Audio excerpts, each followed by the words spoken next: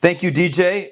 We're excited to have Christine Porath, as you just introduced. I ironically have some ties with Christine going back a few years. Christine had some roots. She's outside of being a badass academic in USC, Georgetown, as well as talking to the top organizations in the world on civility and thriving in the workplace and so many different things. We're so blessed to have her join us. But she's an athlete and a soccer player at that. So I started at IMG Academy in Bradenton, and she had some early roots there, kind of via Cleveland, right? Yeah, exactly. Through Cleveland, Ohio, and Kai Hoskovy from the former Cleveland Crunch and all that stuff. So, but anyways, Christine, I think it's the first question is kind of how are you doing right now, and how are you managing your days as a professor and expert. Fortunately, or you had finished teaching your classes at Georgetown before this kind of all took stride, but. What's a day what's a day like in the life of Christine Porath right now? Well, I'm keeping myself busy, which I think is really helpful. I'm trying not to tune in too much to the media. I fell into that, I would say, early on, where I was just really sucked in and continuing to check the internet all too often. The big thing is I'm working on writing a book right now, and so I'm really trying to throw myself into that. And I feel like I have no excuses, so like there's no better time. My mornings are, I would say, very full. I love working out. As you mentioned, sports has always been a huge part of my life. So I've been lucky to do walks and runs in the morning. I have friends that are teaching gym classes basically on Zoom. So I do those at 6:30 a.m., a Pilates at 9.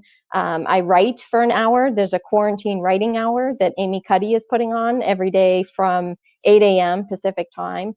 So I do that, and so just kind of roll from there. A quarantine writing hour. What do you mean by that? So Amy Cuddy, who has a very popular TED Talk and a great book called Presence, she actually just organized something right at the start on Twitter, and she basically said, "Let's agree. Anyone that's writing or interested in writing." To log on at 8. I mean, she's not keeping track or anything that I know of, but she also has a guest speaker that does like a 5-minute spiel on writing advice. And sometimes I catch that afterwards because I'm just getting back from a run and getting my butt in the seat ready to go. But you put the clock on 25 minutes, you write continuously. The idea is, one person said, throw up, then clean up. So the idea is like you're not editing, you're just getting it all out there. And then you take a 5-minute break, and then right after that, 25 more minutes solid. And you'd be amazed at how much you can accomplish in that. I believe it. Focused time without, like, as you talk about, getting sucked in to anything, much less negativity stuff. So that's been phenomenal as far as the productivity. How about your afternoons? It's a little weird being on the West Coast, obviously when you teach on the East Coast, so everybody's finishing the day and it's just like after lunch here. Yeah, I have noticed that, my clock kind of goes downhill in the afternoon, but, if I need to, I take a quick nap. But for the most part, I try to get out and do, whether it's a walk, a hike, a run, something to kind of get me going again. Oftentimes I'm listening to podcasts that I'll use for some of the book stuff. That encompass, sports. I mean, yesterday I listened to a great podcast with Steve Kerr and Pete Carroll, talking about stuff. And so just trying to do that kind of thing. I struggle with writing in the late afternoon, but what I try to do is get myself prepared for, I've heard it called parking downhill, so that in the morning I'm ready to go, right? So like I've been waking up super early. I've been going to bed early, trying not to stay up watching too much TV, just because for me, I've been, thinking like, I really want to be super productive. When the teaching starts, it's going to be hard to do this stuff. So I'm trying to get the book done, particularly given the topic, because it's all about community, thriving despite, Do you have a working title? Your first book was called what again? Mastering Civility. Mastering Civility, and anybody can get that on Amazon and any of the places. And what's your working title right now for your second one? Do you they called it mastering community, but it's building off of the other one. It's really Sure. leading and creating thriving communities. Yeah. So And we'll and see. that's I think that's an area that we want to hit. So You've created a sort of an architecture for your day. You're really far from me. I'm in Manhattan Beach, and you are in Redondo Beach, so we're probably 4 or 5 miles away from each other. But I first, ironically, got to know you through an article that you wrote on the Harvard Business Review, and you had done some extensive studying into the impact that negative people had on organizations, and how much more powerful they were at sort of disrupting an organization than their exact opposite positive employee. So somebody who was the sort of the same energy the other way was nowhere near as powerful as the negative employee. And as we looked more and researched, as I wrote my book, It Takes What It Takes, and we built its architecture, a lot of it with Russell around Limitless Minds and DJ and Harry. So much of a big part of what we teach is the reduction of negativity is more impactful than increasing positivity. And for years I've been working off that thesis based upon a number of different things, but I felt like your information and your background and your studying and your research, you're not just at Harvard, but in multiple articles that you've published, and one you've got coming out now directly connected to this. But can you give us some insight into the power of negativity, and some of the ways that people are consuming it, and what businesses that are striving to thrive are trying to do to deal with it, first, and then secondly, maybe how that relates to April 2020. Sure. So thanks. Yeah, the study that you referenced was really about these de-energizing ties that people have. And so when we say energizing or de-energizing, we don't mean bad people necessarily trying to do bad things. There's no bad intent. So the important thing is these are just people that you deal with that may suck the life out of you. That you don't want to work with, right? That somehow they're bringing some negativity, and again, not intentional. And then energizing, of course, they lift you up, they make you feel good, you enjoy interacting with them. And what we found is, and we study this in social networks, so we ask about the colleagues you work with, and what we find is that these de-energizing ties have 4 to 7 times the effect as your energizing ties. So just like all the psychology research that you've written about in your book about the negativity, unfortunately, what we find is bad is stronger than good. And this is true whether, we've studied MBA populations here and abroad, very international groups. The specific study that, we reference most is a huge global consulting firm. So, I think, what we found, biotech firm, we've studied this in all different kinds of industries. And sadly, what we continue to find is, that this negativity, and I know you and Russell talked about this, on the last webinar, who do you surround yourself with? And you have to be very mindful of this, because although we may not all have choices, these de-energizing ties just have a way of sucking the life out of us, sucking our productivity away. And again, we're not always conscious of it. But unfortunately, what we find is it really detracts from people's performance. And that holds true for things like creativity, how helpful people are because they're very demotivated. They're not bringing their best selves. And as you pointed out, for organizations, then of course, this is super costly, right? The other thing that we find is when talented people, especially, are working with de-energizing folks, they're 12 times more likely to leave the organization as a result of this. Wow. So organizations are losing their best and brightest. I mean, we already see a pattern that if you're working with de-energizers, you're much more likely to leave, right? But then we looked at these high performers in these consulting firms because we were curious, like, again, how costly is it? And we found this interesting pattern where, of course, if you're talented, you have more options, right? You're not going to stick around. You're not going to work with negative people Right. that are pulling you down. So of course, for organizations, turnover is so incredibly costly. It adds up very quickly. It's multiple times per people's salary. And so, that's a reason, one, that managers and leaders should care about, how people are interacting and negativity and so forth. It's interesting. Bad is stronger than good. I just, thought of that message has to go in some capacity out on my social media today. But the idea of intentionality, and one of the things is, as we started, you said, hey, not that people know that they're doing it, not that they mean to, not that they, but I think when I think of what we're trying to do was starting with the fundamentals of thinking. Again, one of the challenges I've always had broadly with the self-help industry is so much of the industry is focused right now on, meditating and being mindful and all, things that are important and relevant and being present, but maybe not as impactful as de-energizing behaviors that you might be doing to yourself and other people every day that you are sort of unconsciously incompetent about.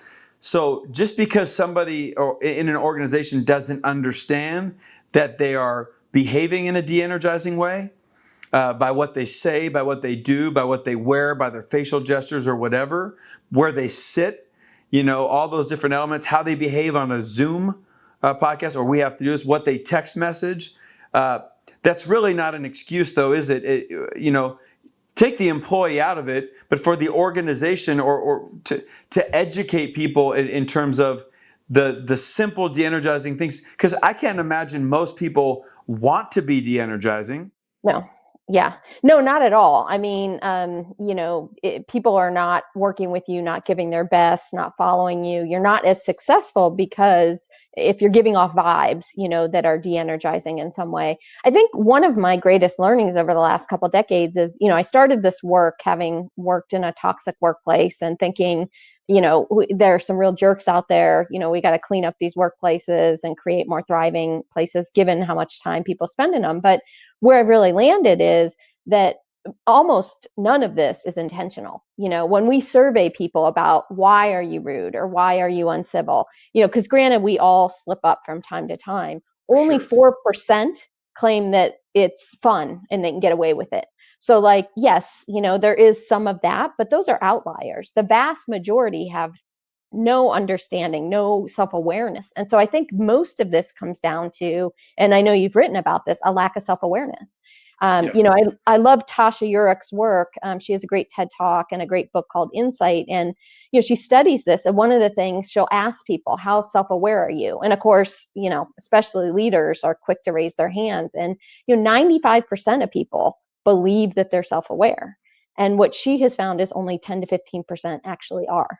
Right. And so, as you can imagine, on any given day, then 80% of us are kind of fooling ourselves, thinking, we're doing well, right? We're bringing it, and those around us are saying, you're a pain in the ass to work with, you're challenging, you don't realize these little things that you are doing that may just be rubbing people the wrong way. And at the simplest level, is it confront and demand? Is it how do you manage it? I mean, obviously, if you've got, if they're 12 times more likely, you're capable people drive organizations. What do you believe is the pathway to educate an organization? Obviously, you've built a platform that does it. That's obviously what we're working in, and we're working together on projects. But and your both your books are going to be about. But what's is it? How do you increase awareness? I guess in and around. I come from the sports world, right? So when you don't play well, yeah, on a Saturday, on Monday, you're watching it, right? So every NFL player is watching everything that they did. Every female U.S. women's national soccer player is watching it. They got a camera isolated on them. What they didn't do. There's no hiding. Right. Maybe you can hide body language or attitude or some of that stuff, but your outcomes are very clear. It's a little different in the business world. Yeah, I think it's a great point. I mean, I think it's tougher in the sense of most people are not getting feedback. We have a desire for feedback, especially now, we're constantly on, but we're not getting that kind of useful feedback. And so I think so much of it is, I call it like honing in on your blind spots. And Marshall Goldsmith talks a lot about this, like what got you here won't get you there. And, kind of what he finds in the business world is, again, we lack self-awareness. We have these blind spots. So the key is you got to own that and you have to find that out. So take responsibility. And whether it's as simple as, doing one-on-ones over lunch or coffee and saying, what are 3 things that I'm doing well that are contributing to your, the team, or the organization's effectiveness? What are 2 or 3 things that I should be working on that would help? But getting that kind of direct feedback, I love love. it. I mean, taking responsibility. I mean, taking ownership. Yep. And I think if I'm listening to this right now, and maybe I know I'm an energizing, or maybe I don't know really where I fall in relative to my business, because in some way, whether it's a month or a few months or whatever, there's going to be some level. In China, the NBA offices most are back, and Right. so we're gonna go back to being around people in some capacity. You want to know where you're at, because if you don't know, you can't change. And that's Exactly. the great thing about a doctor is the doctor will give you a diagnosis. You may not agree with the verdict, but there may be a lot of things that you can do to change it. And I think that's I love that in your education, because in ours it's the same thing. If we know that language is a powerful carrier of de-energizing people, but certainly of impacting yourself, and predicting and perpetuating what you don't want to have, and you have it's 10 times more powerful when you say it, right? As opposed to thinking it. And then you have negativity, which all of the studies are somewhere near a multiple of 4 to 7 times. Our wiring going back 15,000 years ago was wired to be negative, just to manage risk, and we never really adapted. So however you're carrying the negativity, whether it's impacting yourself or in your studies other people, I think that's goes back to a simple: bad is stronger than good. And how is bad transmitted? In many times, language and behavior. Yeah, and I think, in your world, whether it's sports or whether it's teams and organizations, another thing that I encourage groups or teams to do, small project teams even, MBA teams, is to give each other feedback. Again, it can be as simple as on an index card or in a conversation, 3 things you're doing well, strengths to play off of. On the backside, 3 things to work on. And, people are amazed because a lot of times these are based on cultural differences, different norms from, like we worked in the sports world, right? So we probably may be wired to have a thicker skin. Like it's part of, the direct, they call it now radical candor, but that direct feedback where we want to take it to the next level. We're asking for that, right? That may be very different. Or we're going to get it. I mean, you're going to get it either way, right? Right. I mean, you're not escaping not getting that feedback. And I think that's the question is, can an organization afford not to help people get better at that? If it's going to impact the talented people, but B, these people might have so much more potential if they weren't committing behaviors that were impacting them negatively unconsciously. Yeah, and it gets at the culture piece. So not only team piece, but I love this idea of, they call it radical candor, where Kim Scott has a great book on this. Yeah. And it's, you care personally. So like we've done little things, I acknowledge you. I ask you how you doing, how your family is, how your game is going, whatever the case may be. So I've done these little things in very small moments, so not big investments, to kind of show that 1, I'm human, and 2, I care about you. And then it allows me a lot more discretion to give you very direct feedback. Trevor, it was not on today. These are the things that I would suggest that we need from you, and so this idea of radical candor, where you care personally, but you challenge directly, I think is really where we're going in organizations. And Kim Scott has actually partnered with Second City. I don't know if you're familiar with them in Chicago. So Kelly Leonard for years has been coaching some of this, and it's based on improv. So like, it's Yep. skills that start with kids and go on up, but they're really working with a lot of the leading organizations, like about how do we do this? How do we have these conversations so that we can Right. provide this kind of radical, candid feedback, so that we can take it to the next level, so you can improve your game and be your best on a regular Well, basis. I think there's always overlaps. I mean, we found out kind of early in the sports world.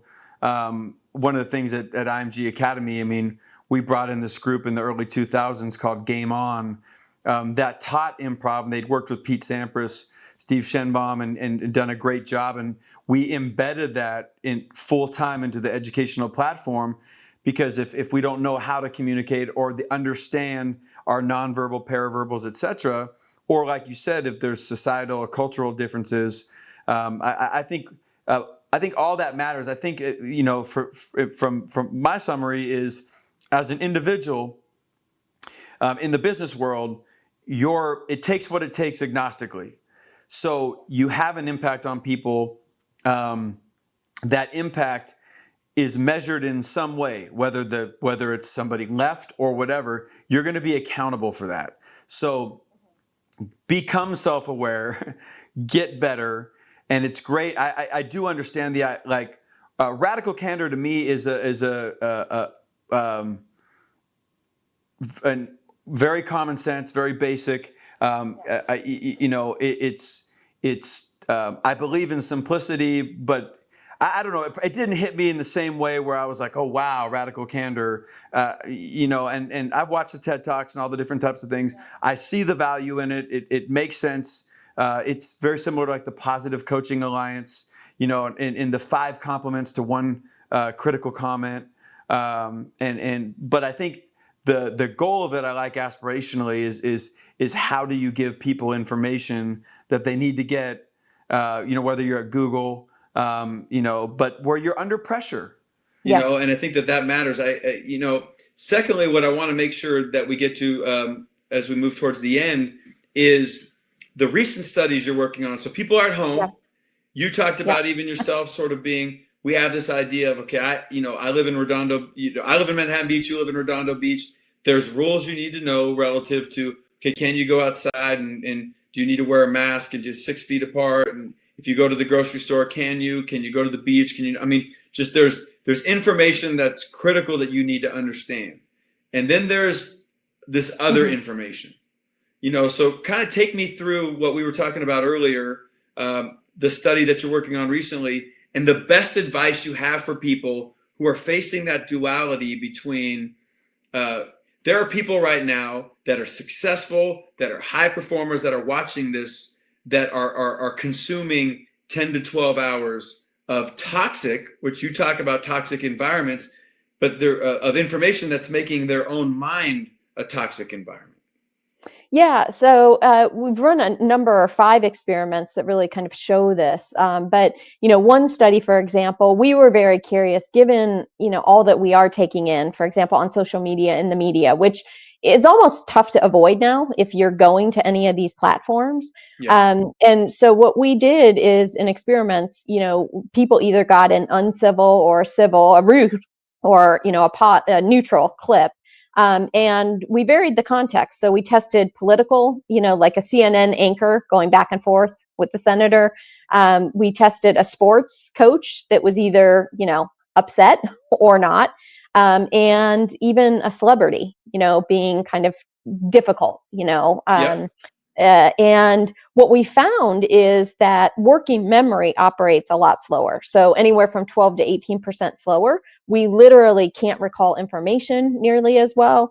And then when we tested things more directly, like if you witnessed rudeness, what happened? And what we found is that performance plummets. So that's where working memory really is much slower. Performance goes down over 25% on different cognitive tests. 30% on others.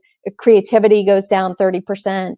And so what we have found in these various studies that are really looking at, kind of how are we able to manage goals? How are we able to process information? In one particular study, if you had witnessed rudeness, you were 27% less likely to see critical information. So, we're missing like the important stuff, right? Because probably we're caught up processing the negativity in different ways. And so really what we found across the work is that when we're consuming, whether it's rudeness or I think negativity, it's really pulling us off track, right? So it's hijacking our focus. It's leading to far worse performance, far less creativity, much more difficult time kind of managing goals. It takes us far longer to make decisions. And we found even record physically, like your decisions on the computer. And people make a lot more errors. So like I study a lot. I work with a lot of hospitals, a lot of healthcare organizations. And, you can imagine what this means for things like patient safety, Yep. So, and, blue collar jobs too, when it comes to safety type issues. But certainly anyone that's making decisions, that's needing to be attentive, to be focused, to perform well in their jobs, you're at risk, basically, is what I would say, by taking in this information, even if it's unconscious, like you point out. And that's what I love about a lot of the stuff that you talk about is, think more carefully about what's the music that you're taking in. What's the TV or the news? And I think nowadays, I mean, unfortunately, you asked about the current context. It's like we are just getting this like, a fire hose is coming at us, right? We're on the computer. If you go online anywhere, you're pretty much going to be hit with this kind of thing. And so I think we just want to be very mindful of like, how often are we doing that, and then kind of go from there because, like you said, there's some pertinent information that, we need to be aware of, but where can you get that very efficiently versus kind of sucking this in multiple times a day? And because the other thing is, and I know you talk about this as well, but like the negativity, and in my case, rudeness, is really like a virus. And so I think what we're not realizing is that we are all now walking around as carriers of this, right? Because we're just like a sponge kind of taking it in. And then, while we might not be physically close to many people, we are checking in with them on the phone, we're texting, we're emailing, we're doing tons of Zoom meetings. And so we're bringing that all. And again, that's just kind of a multiplicative effect of all the bad stuff that we want people to steer clear of right now. Yeah, I think that's, so powerful, so on point, and just to me, it's to the degree of you look. The idea of neutral thinking is the truth, and so we've got some uniquely challenging truths that we're facing right now. But we also, and you have to live in the real world, and you have to know that. But we also know that how we navigate forward, there's a lot of uncertainty either way. So things could be worse. They could get better. Obviously we're in Los Angeles, in talking to a friend of mine who's a doctor, the projections and all the models were a certain way, and fortunately, thus far, it's been better. So we don't know one way or the other, and bringing all that in is slowing our psychological bandwidth, affecting our creativity, affecting our decision making, and allowing us to, putting us in a situation where we're going to make more errors in the things that are important, certainly for the essential health workers like doctors and anybody that's managing the basic things that allow us to function. But from parenting to your Zoom calls, all the different types of things. This is not like, that this guy's saying, or Christine and Trevor saying, just don't be negative. They don't know there are serious consequences to this behavior. And sometimes it takes going through an illness where if you're going through an illness or facing a challenge right now, you don't have that margin for error. Right. So some people might feel like they have the luxury of like, well, I'm good, I'm healthy, I'm in Bend, Oregon, I'm this, like, I want to consume and watch, but then they have 4 calls the next day that they may not be their best at because that 12 to 18% is all of a sudden gone. They have to be creative, they can't really think of it, they got to make a decision, and they're not feeling as agile in doing that. So I guess one of my last things I would ask you is, in your studies, the consumption of negativity or absorbing, seeing people that are rude or seeing something that's negative, or hearing that or experiencing it, there are consequences. Is that correct? Definitely. For your own individual Oh performance. yeah. Yeah, and we didn't even touch on well-being, and stress, which of course there's a whole other arm of research where we show this, right? That's kind of where we started. I had personal experiences, family members where, they had real health scares around that kind of thing, working with toxic bosses and things like that. And so, that to me is just like a given. We weren't studying that in this particular incident, but you can imagine how taking this in nowadays contributes to lack of sleep. You hear people say like, I'm waking up in the middle of the night. I can't function as well. So, and I think, one of the things that we know from health and stress research is these little like thin slices, if you will, of negativity that we're taking in or rudeness. They really chip away at us in ways that, again, we're not aware of. But then you get cancer or you have a heart attack scare or something like that, and you realize that, and they've shown with women, for example, it's more problematic working for a toxic boss than obesity. So like it really does contribute in important ways. But again, to your research as well, it's not necessarily obvious. So much of this is subconscious. Agreed. So we think we should rise above it, right? We think like, oh, we're good, we're strong, especially like the athlete world, right? Yeah. Like we're used to overcoming obstacles. We train for this kind of stuff, but it's not the same kind of preparation. And I think that again, because so much of it is subconscious, we're catching it without meaning to. We don't even mean to put ourselves in a lot of these environments. Well, no, and Now it's a silent criminal, yeah, But at a minimum, what I think you're talking about, what we're talking about is, we hope people are educated derelicts.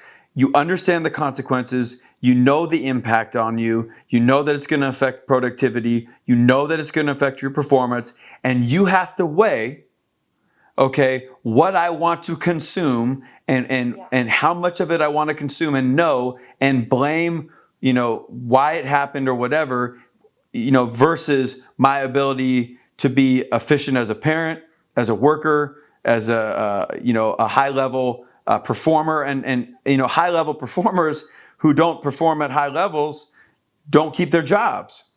And I think that for me, when in writing It Takes What It Takes, so much was able to come down from just witnessing such high volumes of pressure all the time that like the standard was agnostic, but you started to see the aggregation of behaviors of people who could handle it, and how much of them were consuming social media when they played poorly. Those people who were consuming high volumes of that, even if they're making $25 million a year, are that slump is going to linger and last longer. And as it lasts longer, it's taking away your ability to renew your contract and things like that. So, whether it's, athletes absorbing negative criticism about themselves or, right now absorbing negative criticism about the world, I guess another question I would ask is for those that are listening, but I need to know this. I need to know what's going on. I have to understand what's happening. How do you respond? Because I get asked that all the time. And I'm more direct. Like, I just think that there's a base level that you need to know, and the others you're choosing to consume. But how do you answer that for those people that are listening that are like, look, I need to watch 11 hours of cable news. Yeah, I think you want to find strategies that don't require you to take this in very often, and very much. So, for example, I got an alert that LA beaches and parks and trails were closing on my phone. Like literally an alarm went off and I was like, oh, wow, and I mean, something as simple as that, or going to a government webpage where it's like, what are the rules? How do I need to grocery shop? Like literally, like what are the 8 things that I need to keep in mind to Yep. function effectively in this situation? And then strip out the rest of, who said what, who's going to get fired because of their political leanings on this, just all of the, and the potential scare factor as well. And so I think, it comes back to something you said earlier too, which is also being mindful of who you're spending time with. Yep. Whether it's texting or phone calls or extra Zoom calls with people that are just, really dark right now. And Right. it's not that you're not going to be supportive for them, but finding ways so that you're not getting sucked into, the sky is falling and so forth. And I love, the athlete part of me, this really resonates, but it's like control what you can control. Yeah. And next play. So like literally, what am I going to do tomorrow morning? Like, Right. how's my day going to go? How, what do I need to do to get myself to be as effective as possible then? Yep. Okay, that's what I focus on. I'm not going to worry about, how am I going to teach in the fall with all these potential things that may or may not happen. I mean, I just figured like you do control what you control and Yep. one play at a time. So I do really love that idea of neutral thinking and Yes. bringing yourself back to that, because otherwise I think, right now it's just too easy to get sucked into something that's just going to lead to all these negative spirals. Right. And the simple fact of the matter is you don't know enough about next fall yet. Yeah. And so, hypothesizing it's just, we don't know. And a friend of mine this morning, got a text from somebody that said, like musical concerts may not play for 18, for X amount of months. And at the end of the day, I love what you talk about, going to a government website, going to the things that give you the basic information, or just, I'm also open. I'm a big believer in average people become average through average behavior, not aptitude. So there are going to be people that navigate through this process as good as they possibly can under their circumstances. Doesn't Right. mean that they're not going to, something won't happen, or they won't get sick, or they won't, but or that they won't get downs from time to time, or whatever, or their businesses won't have problems, but they'll have done the best that they can. And Right. and I think that if you acknowledge what Christine is saying, if you understand the impact, yet you choose to consume high volumes and the blame game and all the different elements, that's okay. Mm-hmm. And I'm not going to judge people for doing that, or in my mind, I don't have the margin for error to do that. And like you in the beginning, I was trying to, I was going down that road, and I was like, man, I don't feel good, and so then I was able to make a course correction. And I think that's going back to your point, bad is stronger than good. I think that's just reality. So, I'm trying to, when I watch something, I have an organization I work for that gives updates every week that lets you kind of know what we need to be doing in LA. I think that's helpful. Obviously, I have friends that work in the news industry and they work for big, they got to do what they got to do. They got to consume it and manage it, and then minimize it how they need to minimize it.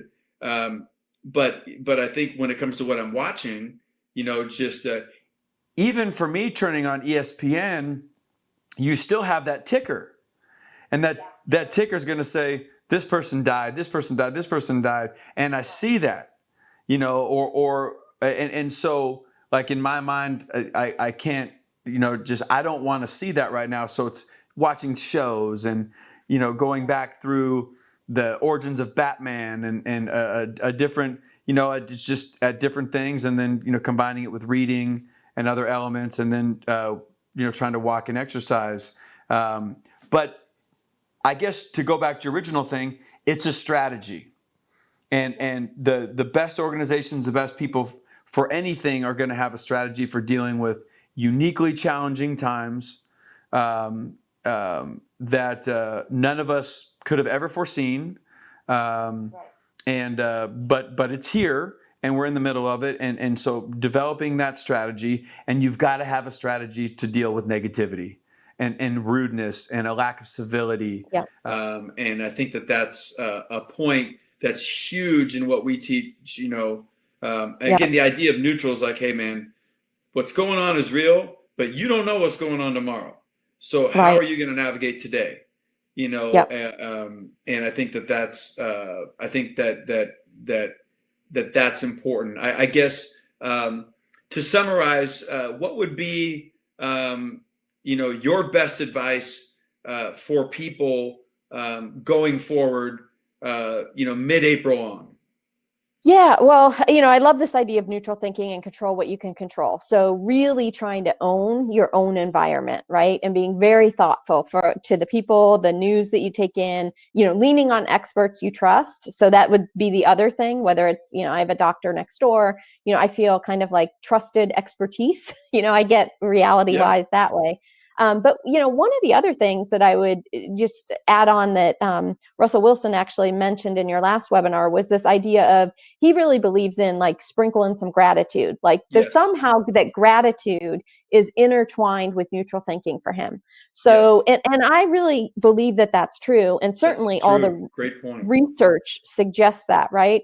So for me, I mean, it's been funny because the last couple of days I've connected with friends and, they said like, you sound really good considering, and I'm thinking really, because, it's not that I think I feel good, but considering the circumstances, I do feel like I am appreciating the little things. I'm saying like, when else would I have this consolidated time to write the book and have no excuses, right? So it's like, I'm really trying to be appreciative of little things, connecting with my whole family on Easter. For first time ever, we did a group Zoom, a brother in Dubai, a sister and her family, a brother and his family, my parents. And, now it's going to be a regular thing. We had never done that before. So you don't know what kind of positive things can come out of this if you focus on just that next thing and taking the little thing and what may have felt like a setback, and I think Russell actually talked about the death of his father. It's kind of like, how can you use that to learn and propel yourself forward in a way that you grow and develop and, are able to, again, kind of improve or take your game to the next level. Right. And I think that's incredible, because sometimes when when we get the good news, it gets so outweighed by the other stuff. And I think, the idea of being grateful, I read something today that, a man was really upset at the shoes he wore, and then he saw somebody who didn't have feet, and then just kind of stepped back and said, whoa, and I just think that this is not a comparison, but just in the moment that we live.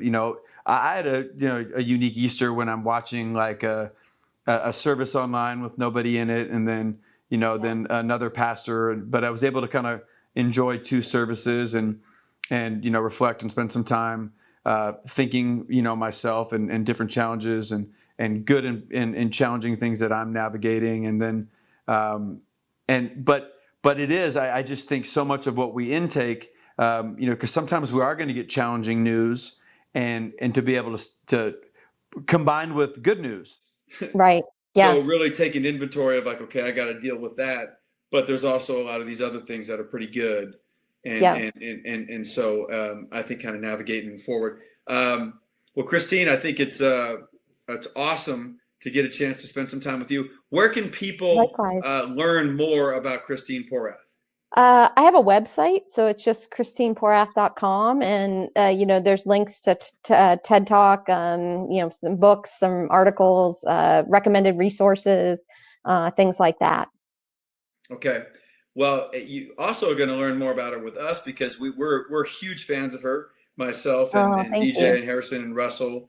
And so we really appreciate you from rough Redondo Beach. But somebody's got to manage that, as I'm complaining in Manhattan Beach. But DJ, who we're going to go back to, is in Cleveland.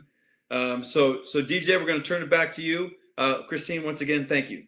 Thank you. Thanks for having me.